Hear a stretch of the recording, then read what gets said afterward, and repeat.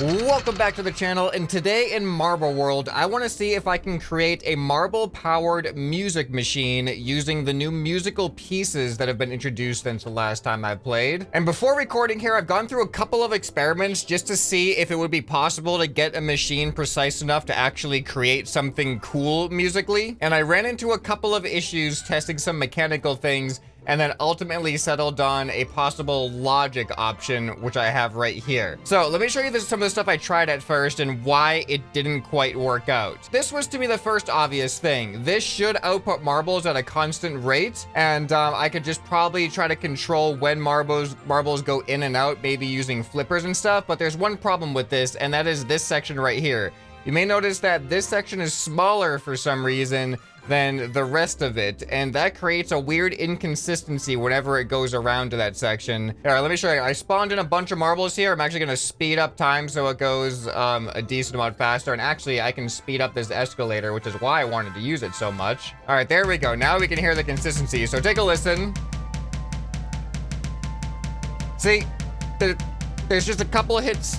There's a pause there, and then there's like a fast section. Like, so it's just not consistent. And that is not what we want when we're trying to create music. These inconsistencies are definitely not going to help. But what was great about this is it actually has an elevator speed adjustment, which would have been great for having different elevators for different tempos and timings for different parts of like the drum kit or something. So then my next option, I went for this thing instead because this one doesn't have any inconsistencies, but this one also had an issue. So you can see it lets them out at a consistent rate.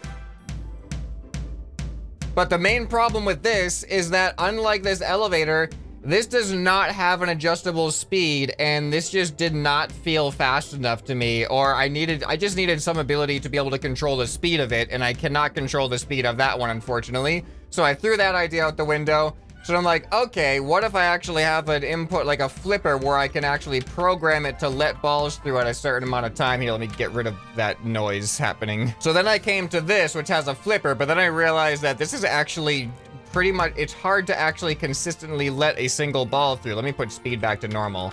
So it's hard to, as you can see, it's really not easy to do this flipper in a way that just lets one ball through at like a consistent rate. So I didn't even want to think about how to program that to be perfectly consistent. So I abandoned all of those ideas, and then I finally figured out how to use actual logic blocks. So what I have here is at a push of a button, it'll essentially start this sequence, and you can see this sequence go.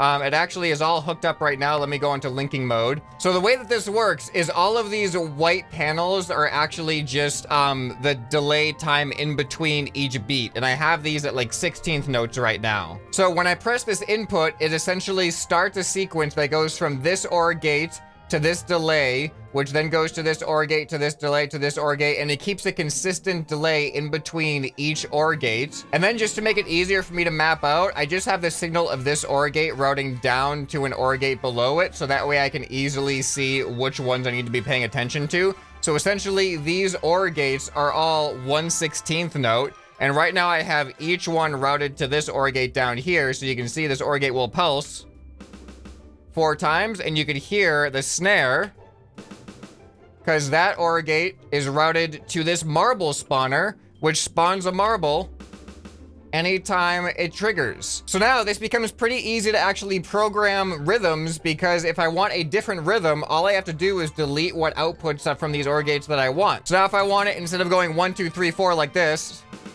if I wanted to go 1, rest, 3, 4, I just delete this, and now I have a new rhythm. So now if I just duplicate this a bunch of times in a row, I can create a few measures of a song and then even loop it back into the beginning so it repeats itself. So in this video, I want to try to expand this out to create a pretty simple and short loop that is going to include both percussion and melody, because we have all these different percussions. We have the bass, we have the snare, we have a cymbal. It's more of a crash cymbal. I wish we had like a hi-hat type cymbal. And then we have a melodic like glockenspiel. Like that. So we can hit these different notes. Here, if I move this down a little bit, there's actually another sound thing where I can just spawn in an individual glockenspiel bar, and then I can set what note I want it to be. All right, so let me get rid of these failed experiments, and let's focus on this thing right here. I believe if I route the output of this delay back into the inputs, it'll actually loop it indefinitely now. There still seems to be some inconsistencies which I'm worried about, but it seems consistent enough. 1, 2, 3, 4, 1, 2, 3, 4, 1, 2, 3, 4, and so on. So that should give me a decent amount of freedom with the types of rhythms I can create having 16th notes. All right, so I should be able to copy this and then paste it. So now this is essentially 2 beats, 1, 2. So I don't know how long of a loop I want to do. I want it to be long enough that I can make something catchy, but I don't want it to be so long that it's just going to become a nightmare to deal with. Because I'm probably going to have a different one of these for each individual instrument as well. So I'm just going to let's just do like an 8-beat catchy riff. So here's actually 1, 2, 3, 4. So now I just got to copy this. All right, so now I got to make sure that the ends of each pasted one routes into the beginning of the next pasted one.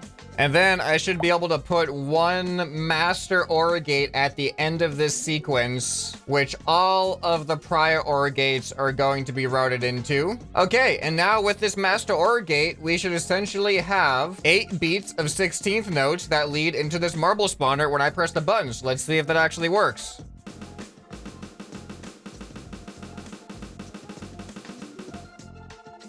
Something wasn't right there. All right, so I did some experimenting with logic and I could not figure out a way that was going to be easy to do what I want to do. So instead, I'm going to try to reduce the room for error by slowing down the tempo a little bit.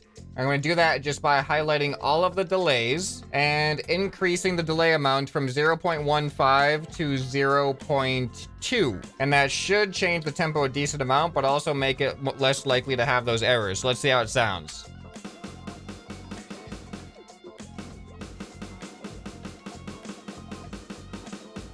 All right, that was weird. All right, I'm just gonna ignore the inconsistencies and hope for the best as we go along with this. So I'm gonna keep this as a snare, and now I'm gonna program it the way that I would want the snare to sound, which is pretty much gonna be on 2 and 4. So if each red section is 1 beat, I want it to be on every 2nd and 4th. So I'm gonna delete all of the ones on the first measure. I'm gonna have the 2nd red one go, and then delete all the ones until I get to the 4th red one. So pretty much every other red one from here out. All right, and then that sounds like this.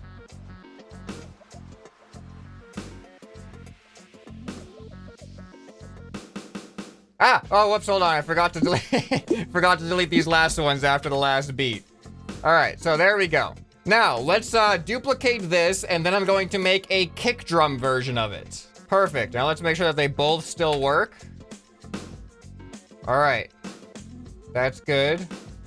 They don't actually hit at the same time, which is surprising considering they're all exact duplicates of each other. But now I need to replace this snare drum with a kick drum in pretty much the exact same spot. There we go. So now it sounds like this.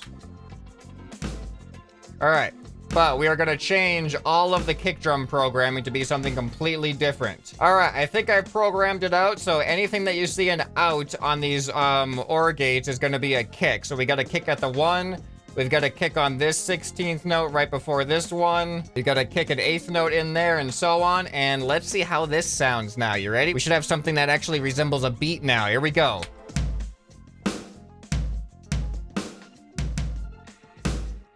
Oh, I have one on a snare accidentally. This one shouldn't be there. Didn't delete that. All right, there we go. That's not bad. And you know what? I can actually speed up time to speed up the tempo here. There we go. That's a more appropriate tempo. All right, now let's add in the cymbal. So I'm gonna copy the snare one again. So now the cymbal's really easy. I'm just gonna have the cymbal be on every single red one. So that's why I copied the snare in particular, because the snare was on every other red one. So now I just gotta fill in all of the gaps, and I think I just did it. So now we got this beat.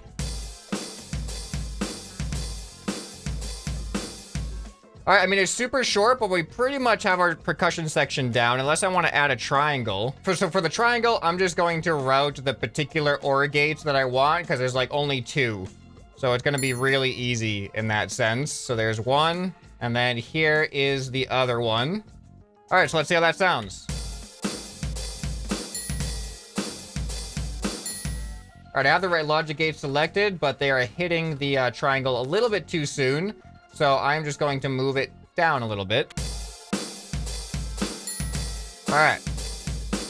I think we got it all timed up good now. So now the hard part, which is something melodic. And I only got these 8 beats to do something with. All right, so if I build my own glockenspiel here. Wait, does changing the tune of these change the size? Nope, so it's not gonna have different sizes like this one does. But let me see the range I have. So I have C1. Oh, that's actually pretty low. We have some range here. And then I have C4 is the max. All right, we got some decent range. Well, in that case, let's actually add a couple of separate melodic lines in here. Let's add a bass line first. So essentially a chord progression, and then I'll figure out a melody over the top of that. All right, so let's check the timing here. All right, it is interesting. The triangle sounds very similar to the glockenspiel, so that might be an issue, but we'll figure it out. That seems like it is great timing as far as how long it takes the ball to get to the plate. I don't know the technical terminology for glockenspiel parts, but now I essentially got to do something like this and create my own scale. All right, so this is what I got. A minor.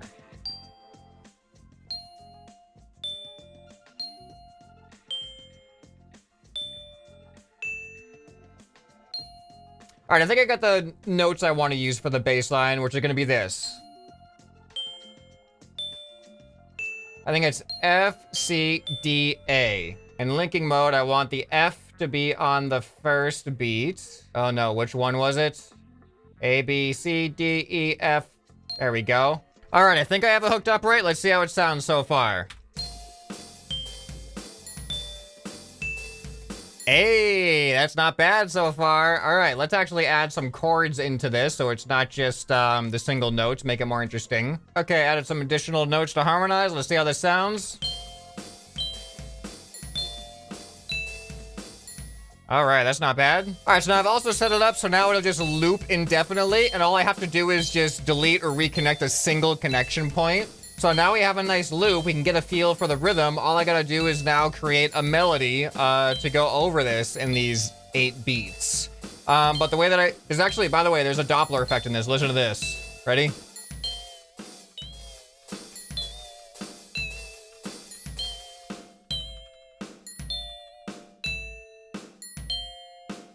What happened to the cymbal? Uh-oh, the cymbal actually broke. This is just on for some reason now. The signal got gradually, like, inputted more and more, so it just remains constant. So all I gotta do is just click on that and delete it, and now it will no longer repeat. And if I want it to repeat again, I just gotta hook that back up, and then it'll keep looping. So easy way to enable and disable looping. Yeah, and the cymbal still does work. I just gotta redo the inputs. This is starting to get pretty big, but now I'm gonna duplicate that bass section and convert it into a lead section. So now I'm reprogramming this to be an octave above the bass section, because that's as much as it's gonna let me go, pretty much. This goes from B2 to B3, and I'm pretty much at as high as I can get. So this should essentially duplicate the rhythm section an octave higher now. Huh. That's weird. Ah! Oh, I pressed the wrong button. Oh, now they're in time. Wait, why are they slowing down? They should all be doing the exact same thing right now. It's literally a duplicate. Everything should happen exactly the same. I don't know what's going on there. Okay, well, never mind about that. So now I essentially got to reprogram these notes. I'm just going to delete the endpoints of all of these, and we'll have a fresh slate for a melodic arrangement here. So I got 8 beats to work with, and it's just going to repeat after 8 beats. So I don't want to make it too annoying or complicated for 8 beats. I'm going to start a loop, and I'm just going to kind of jam by pushing the buttons manually. It'll be a little weird because it's going to be hard to time it since when I press the button, there's a little bit of delay, but let's see how it happens.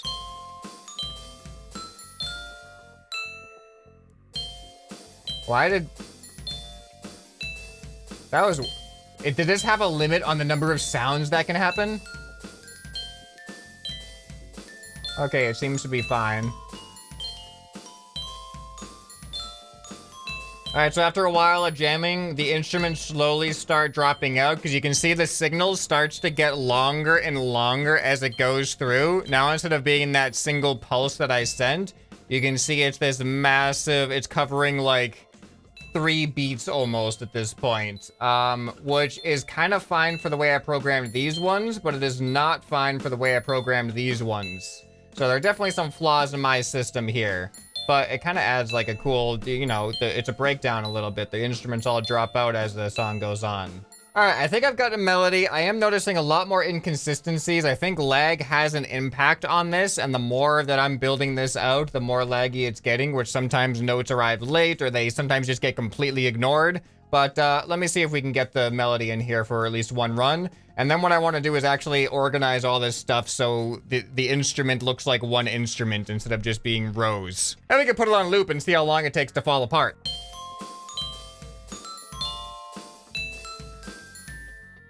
All right, it was okay. The timing's still a little bit weird for some reason, but let me go ahead and put all these instruments in a more reasonable spot. I think if I just move them like in one unit like this, the spawner and the instrument, I can place them wherever, and it should still retain all of the programming. It's just they'll actually be, oh, not if I do that. They'll actually just be next to each other. All right, I've combined the bass and the lead section into one big glockenspiel, and now I'm just going to go ahead and hook up. I might as well actually take these over with me. This is my loop or not loop. To loop or not to loop hookup. So, oh boy. Oh, this looks like a mess. The blue sky doesn't help. But yeah, this is what my looping machine looks like logic-wise. But I should be able to hook this out into this in, and now it should loop. So let's loop it and have this really simple tune get stuck in our heads. Let's see how long it's gonna last. 3, 2, 1, begin.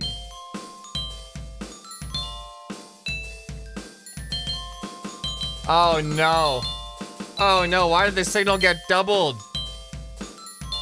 Now it's fine. I don't know what happened there. Oh, interesting. So now look at how long these things stay on. It started with just a pulse. And now as it goes longer and longer, we lose more instruments.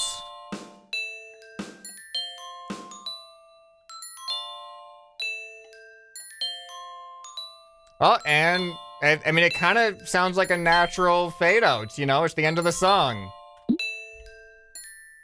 And there you go, performance is over. So as you can see, musical marbles are possible. It probably would be extremely tedious and prone to a lot of error if you created an actual marble machine where you spawn in the marbles at the right times for them to travel down and then hit instruments. It would look a lot cooler than this, but it would be just incredibly complicated. And I am familiar with, like, there's that YouTube channel, I think it's called like Wintergarten or something, where he actually handcrafts real life marble machines that play incredible songs. But also, if you're a fan of music and you're not yet aware for some reason that I make music on another channel, if you're into metal music in particular, I just released a teaser trailer for a music video, my first ever music video that I shot and recorded, in collaboration with my first time working with a singer as well on a song. So my music channel is called Catarinth. You can go over to the Catarinth channel right now and check out the teaser. The official music video will be premiering on that channel on October 14th, this Friday. The video is going to be doing one of those live YouTube premieres at about 12 p.m.